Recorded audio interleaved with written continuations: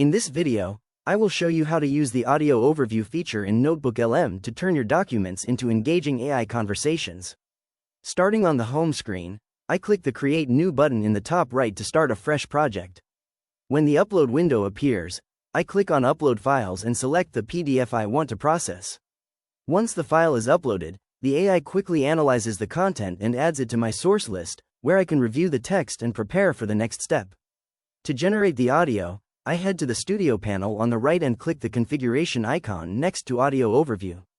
In this customization menu, I can choose the specific format of the conversation. I'll go with a brief overview today and make sure the language is set to English. Next, I'll prompt the AI to focus on a beginner-friendly guide that emphasizes the core features of the document. The AI then generates a natural dialogue between two hosts that simplifies the complex information from my research. This result is a concise, easy-to-understand audio summary that explains how the tool works and highlights practical ways to use it effectively. If you found this walkthrough helpful, please consider liking the video and subscribing for more quick tips and tutorials.